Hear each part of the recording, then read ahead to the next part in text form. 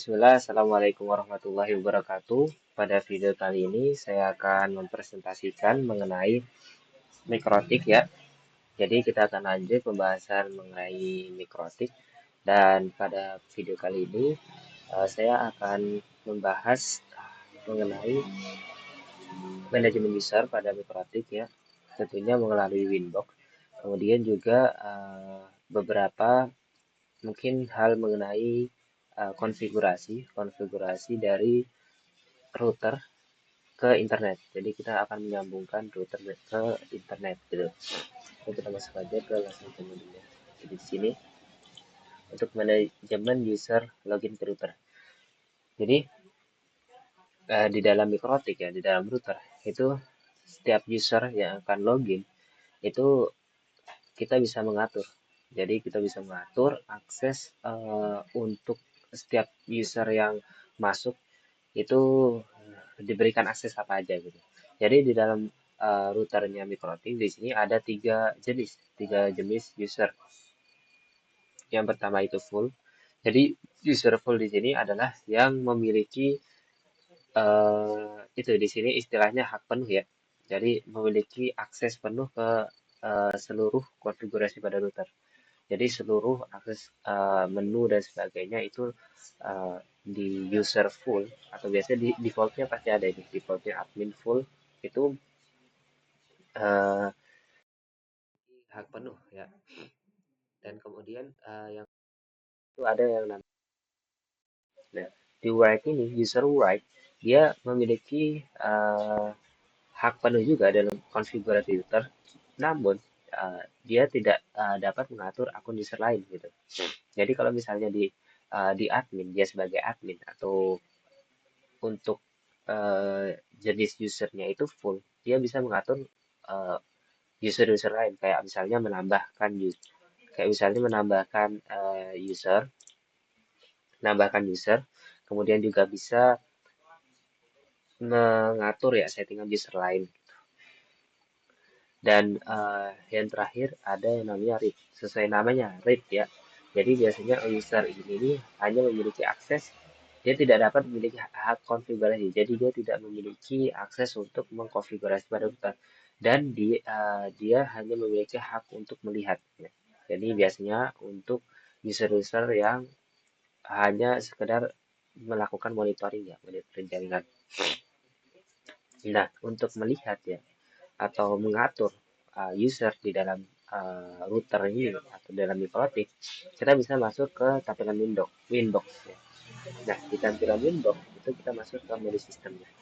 Di menu sistem, lanjut di bagian paling bawah ini ada yang namanya user. Nah, di user list ini kita bisa mengatur user mana. Kita bisa mengatur jika ingin menambahkan user, kemudian juga bisa mengatur grup dan sebagainya di user list ini. Nih, untuk menambahkan user, kita bisa tinggal mengklik tanda panah di sini. Nah, ketika sudah mengklik, nanti akan muncul tampilan nih, now user. Nah, di new user ini, kita bisa mengatur nama untuk user ya. Nah, kemudian grup nih. Grup tadi ini eh, berdasarkan tiga ini full, write, sama read. Nanti di sini di bagian panah kecil ke bawah, di sini akan ada pilihannya gitu. Kemudian juga sudah mengatur ya nama grup. Selanjutnya kita bisa mengatur ke passwordnya. Nah, passwordnya ini terserah. Kemudian kita klik aja OK. Nah, di sini jika kita sudah menambahkan user akan muncul di sini set user. Nah, nanti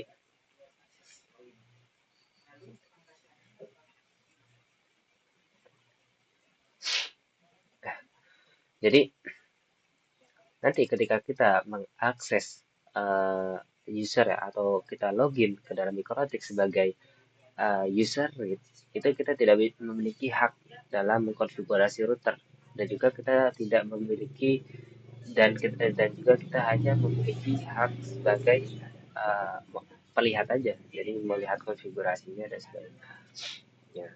Nah, di sini juga sama ketika kita ingin membuat user untuk grup write, nah kita tinggal tambahkan aja di bagian grupnya ini diganti.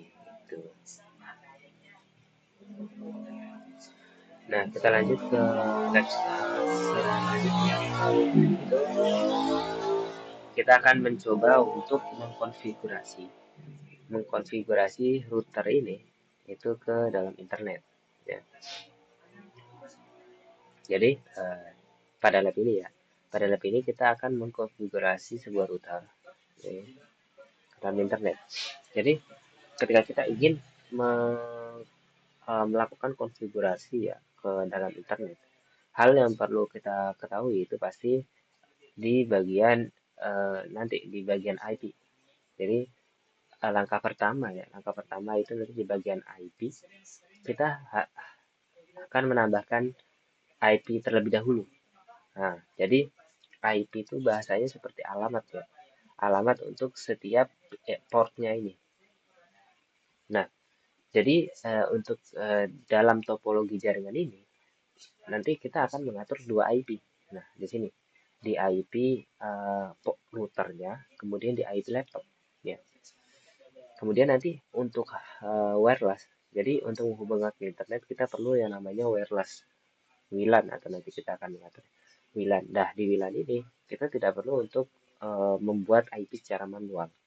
Nanti akan ada langkah-langkahnya. Kita akan memanggil atau mendapatkan sebuah IP. Nah, langkah pertama kita perlu untuk mereset configuration ini supaya nanti ketika kita melakukan konfigurasi tidak terjadi hal-hal yang semestinya tidak ada gitu. Jadi kadang kalau misalnya sudah di luar dari konfigurasi ya, kemudian kita akan campur konfigurasi lain itu takutnya akan ada error dan itu akan merumitkan gitu.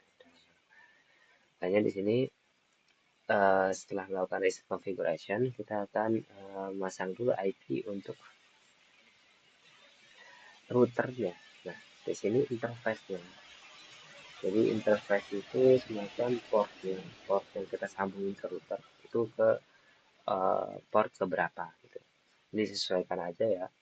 Kemudian kita masuk ini untuk mengatur IP di laptop. Jadi setelah mengatur IP router, kita akan menghubungkan router itu dengan laptop melalui IP itu. IP-nya kita hubungkan. Nah, kita bisa masuk ke tampilan ini ya, view network, kemudian masuk ke Ethernet.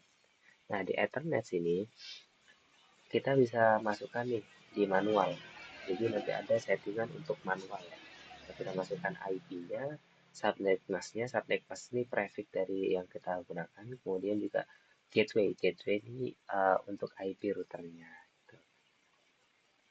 Nah, setelah terhubung ya router dengan laptop itu nanti kita bisa mengeceknya tuh apakah si laptop dengan router ini udah terhubung atau belum. Itu bisa melalui namanya ping lewat command prompt. Di sini kita bisa ping, kemudian kita masukkan aja IP ke routernya. Nah, nanti jika tampilannya seperti ini, reply from, nah ini berarti tandanya sudah terhubung. Tapi kalau misalnya ada tulisan time out, itu berarti belum. Ada yang salah. Gitu. Mungkin bisa diulang lagi lah sebelumnya. Nah, jadi kita ingin melakukan ya tadi konfigurasi menghubungkan dari internet ke router, kita perlu mengaktifkan wireless. Wireless ini kayak semacam sinyal virtual gitu yang dari routernya ini supaya bisa menangkap ke internet. Kita aktifkan, dan ikuti aja nih beberapa langkahnya. Jadi ini kita tambahkan password, ya password, kemudian ketika sudah ditambahkan kita masuk ke tadi WLAN-nya, kita klik 2 kali, nanti di situ akan muncul nih. Nah, tampilan seperti ini. Nah, di bagian security profile kita ganti nanti sesuai dengan yang sudah kita tambahkan.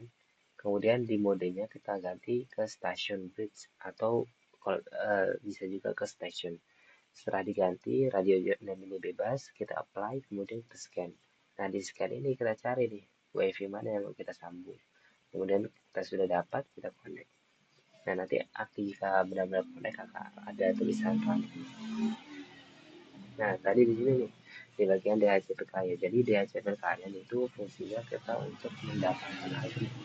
Jadi kita tidak perlu mengatur API atau memasang IP secara manual itu pada WLAN-nya. Jadi kita akan meminta IP kepada server.